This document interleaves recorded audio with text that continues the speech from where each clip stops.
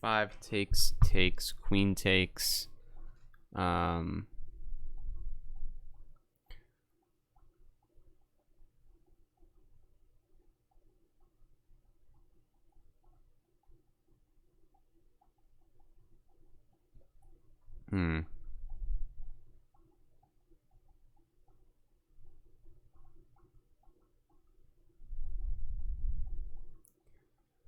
Yeah, I think...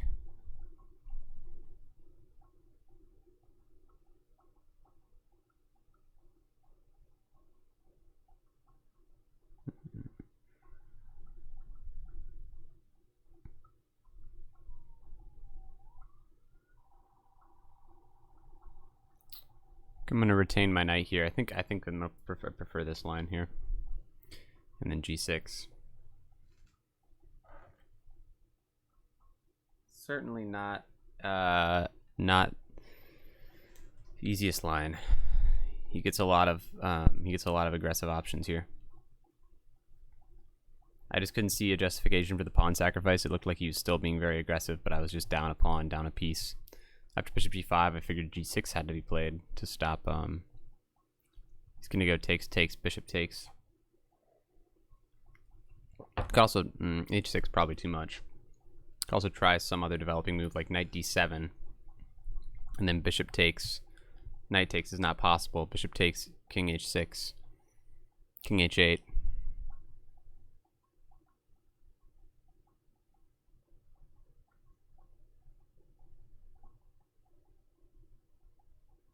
And it's not clear how he breaks through there, so that looks okay, although I am down a pawn in that line. The other idea is g6. And I just feel like I'm weakening myself a lot. He's bishop h6, rook e8.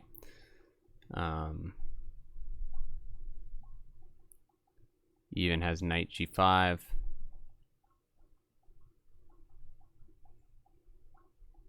Still think I'm going to play it. We'll see. We'll see what happens. I still think I'm going to play g6 here. White has gotten a pretty strong initiative now in this line. Yeah, he develops his other knight. The idea of probably this move. Although I can respond to that with bishop e7, and that looks okay. Bishop e7 is even playable now, probably. Queen c7 might make a lot of sense. Although right now it's not possible because the knight's undefended. So probably knight d7 here. Knight d7.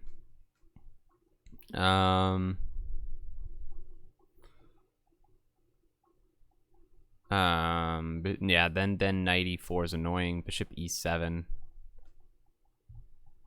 Bishop takes, knight takes, pawn takes. I'm probably okay there. e5 takes, knight takes. I think this is okay.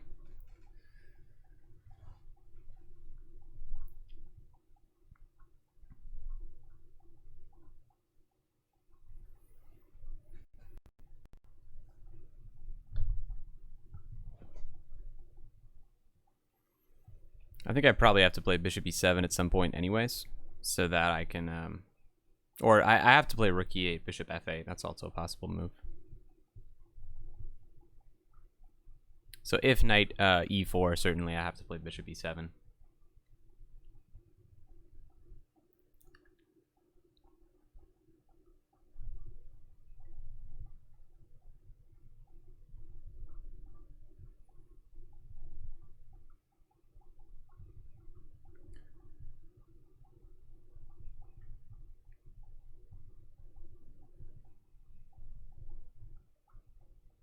Looks like he hasn't broken through yet.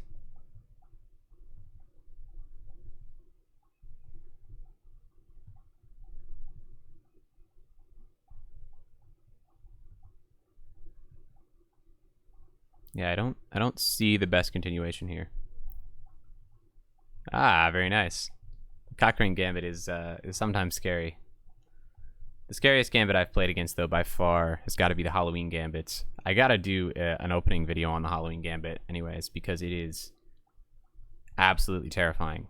It's crazy because black gives up a whole knight, or white gives up a whole knight for black. But I went into some variations the other day, and I was trying to study the lines against it, and there's like no line that doesn't result in an insanely tactical position. There's no safe lines in it that I could find. Like, there's no way for white just to be like, okay, I'm better, and this is why.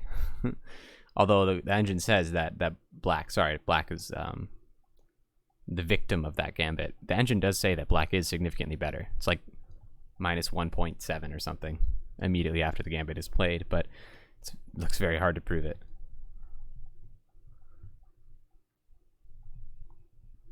So this guy's thinking about how to continue the attack.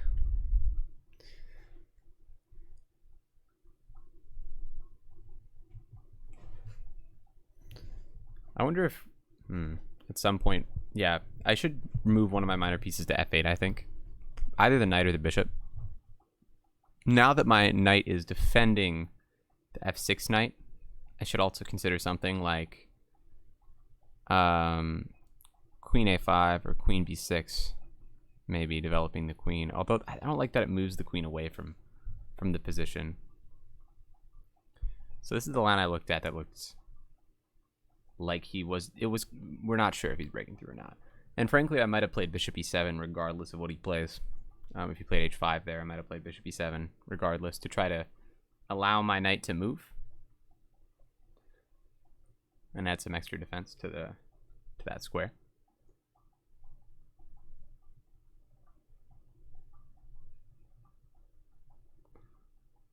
I'd like to see if f5 ended up being a good move. Quite curious. Okay, so it looks like rook e8's forced, but I'm going to check really quickly to see if there's anything else tricky I could do. If I take the knight, bishop takes rook. Bishop takes rook, knight takes bishop. That's no good. If I go rook e8, does he have any crushing threats? d5 doesn't look too scary. Knight g5 looks meh, not too scary either. Yeah, I'm going to go for this. Now, the nice thing about rook e8, which I think is good, is that it frees up the f8 square. So my bishop could go to f8 or my knight could go to f8 depending on where the defense is needed. I think my bishop probably, because these pawns control the light squares, so the bishop on f8 is going to help out with the dark squares.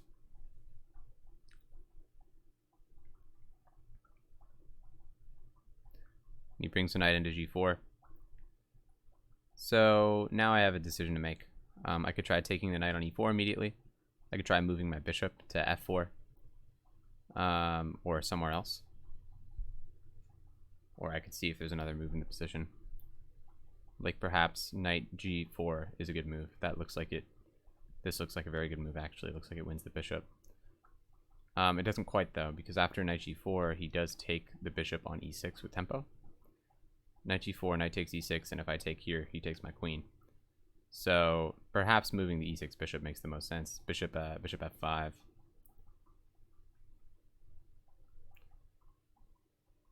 If he goes knight back, I trade bishops. If he goes g4, I take it. So there's no real pawn push here that works. So this looks very, very nice to me.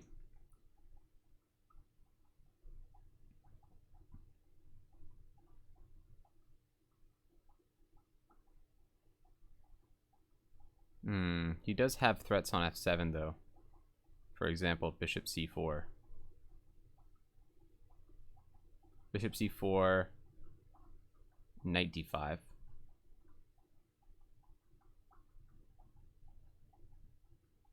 Takes, pawn takes. Should be okay. You can also try knight f8. So that if he takes, I take back the bishop.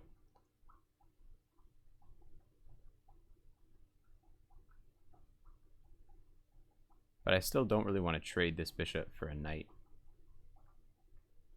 So maybe knight d5 is better than knight f5. Because knight d5 defends the f7 pawn still. Or bishop d5, sorry. Bishop d5 looks better than bishop f5 to me. Because it stops the bishop from coming to c4. I can trade it off if it does. And still no tactics with knight takes f6. Yeah. I'll play that move.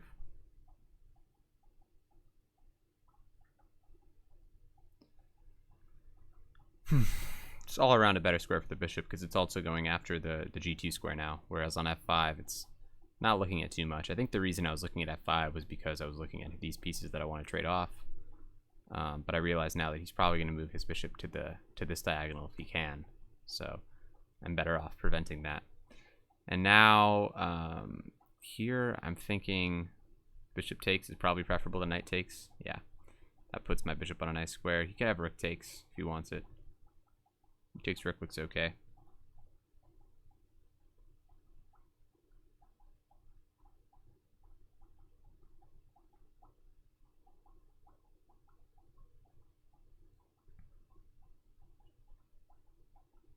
So I am threatening to win the knight now. Although not really, because after I take the knight, he does have rook takes as an option. I guess I could trade rooks and then win the knight, yeah. So I am threatening to win the knight. I'm threatening rook takes e1, rook takes e1, bishop takes g5.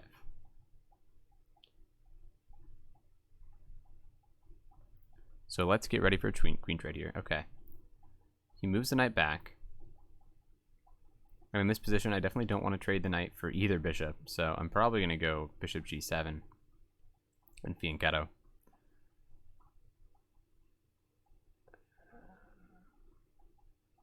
Yeah, I don't buy knight d6. I don't buy. That doesn't seem that good. Yeah. Okay, so I'm just going to fianchetto here. Get my bishop out of the knight's way, out of the knight's reach. He's played pretty forcing moves this whole time, which is nice for me because it makes it easy for me to, like, I don't have too many candidate moves to consider. I don't have to suss out what his threats are in the position. They're very obvious because he's just immediately going after my pieces here. Okay, so the idea here is he's going to go, is there a tactic here? I feel like there might be. Something like queen here looks very nice. Queen h4 all of a sudden looks pretty strong. Yeah, queen h4. Well, I have knight takes, bishop takes, queen h4, bishop takes bishop, rook takes, rook takes. Wait, queen h4, bishop takes, rook takes. I don't know how it's gonna work, but yeah, I think queen h4 either way is a good active move. Threatens this bishop, and it also threatens to win the knight. And I think he has to trade the bishop now. And I'm not sure if I have another option other than just taking it. I might. After bishop takes g4. Okay, instead he goes back with the bishop. And now, what do I do?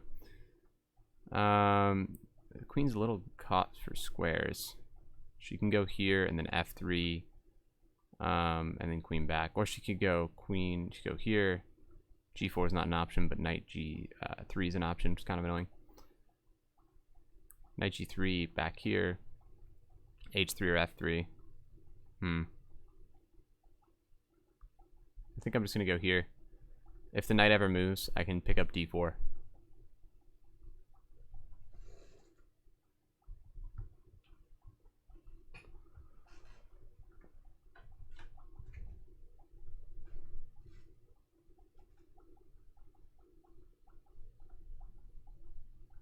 Yeah, h3.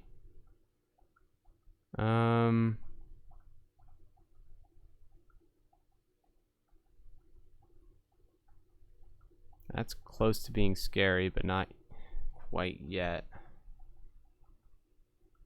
What about after queen h5? Oh, I might be losing the queen here. Queen h5. He has knight g3. And this queen's a goner. So there are a few other squares. There's queen f5, and then he has knight f5 check. And same if I go queen e6. So it looks like I'm losing the queen here. So perhaps this was a mistake. It looks good, but after this, it's no longer good.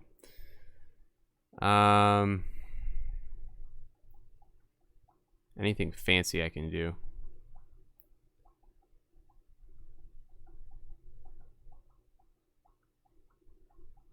I guess this gives me the most for the queen. After here, knight f5, we have knight takes, rook takes, rook takes. Here, knight